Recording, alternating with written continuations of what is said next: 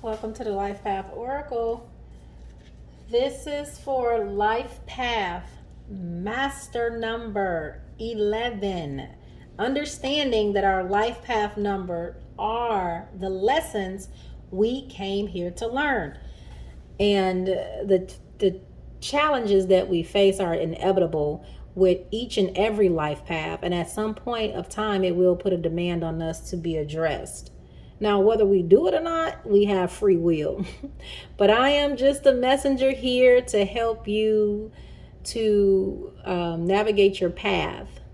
And may some of these messages give you clarity. Take what resonates. So it can be messages that has happened, that is happening, or that will happen. Please like and subscribe. I greatly appreciate it. If you're interested in decoding your chart, your full numerology chart, you can just click on the link below. Very inexpensive. Your overall message here is you are a master number, life path master number 11 with a 28 is 10. So that's 1110. Inner voice. And I would like to say 10, 11. That's a synchronicity as well. So let's see what the inner voice has for you. I am reading from the Secret Language of Light, Transmissions for Your Soul. And the other message cards, along with questions to ask yourself, are the 60 positive affirmation cards that I got from Amazon.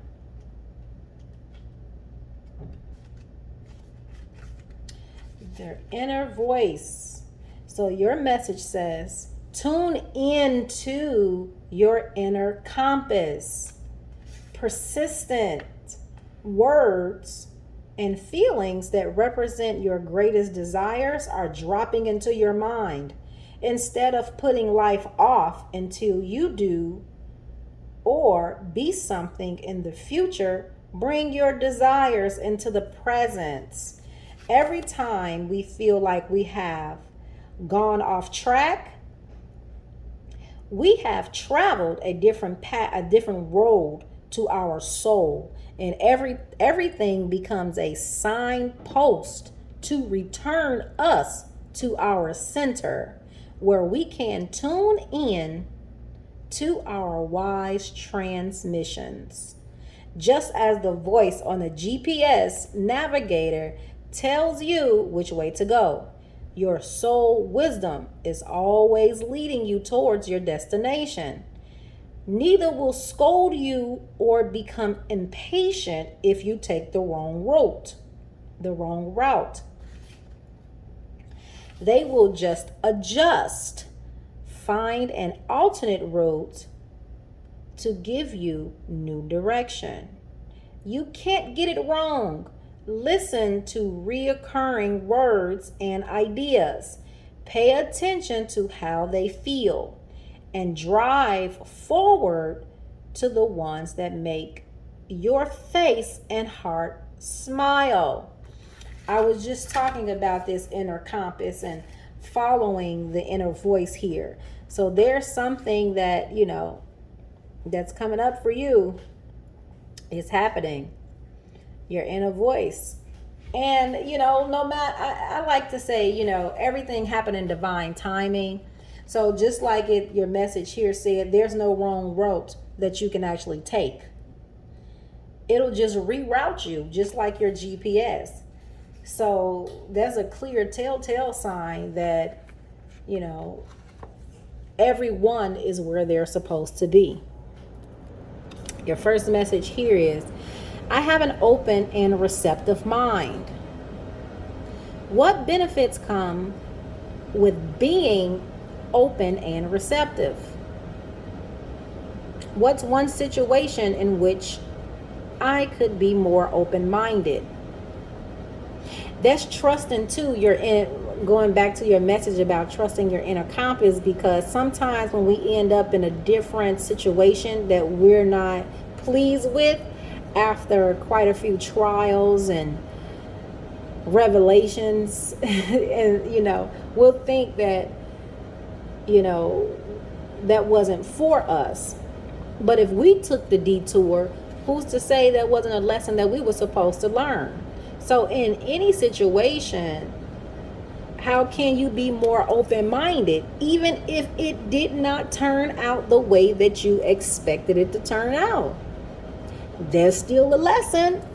Like Brother Yosef said, the life isn't a blessing to all those. It is, it really is, but life isn't a blessing. Just hear me clearly.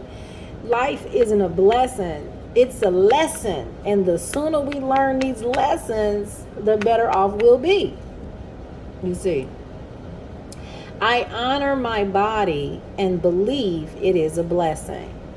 Listen, oh my gosh, where do I want to begin with that? Because the way society is set up, ooh, honey, man, boy, girl, we have to have our own. We got to have our own mind some way, somehow. I honor my body and believe that it is a blessing. Because there's the way society is set up, it don't teach us to honor our body unless it fit their status quo. And sometimes wherever we are on our journey, on our path with our bodies, that's where we're supposed to be. You know, because those are lessons in that too. Even when we don't honor our body and we don't like what we see when we look in the mirror, there's a blessing in that. Well, there is a lesson in that, I should say. That's definitely a lesson. So, what part of my body do I love the most? How can I show gratitude for my body? Listen. Wherever you are on your path, if you do not like what you see, you look in the mirror and you have to make small changes to become the change that you seek. Become. How can you honor your body just right where you are?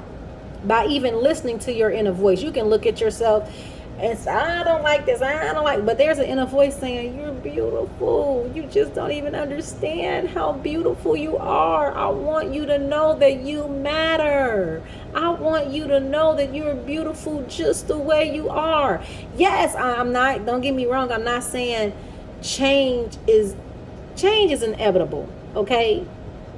And it's very, very necessary to get us to where we're ultimately supposed to be. But don't beat yourself up about it. Someone needs to do a media fast. Social media fast. Stop looking at all them Instagram models and what they're showing on Facebook and TikTok and trying to be like someone else. Stay in your own lane, because we do not know what these people have done, doing, and will continue to do to be the way that they are.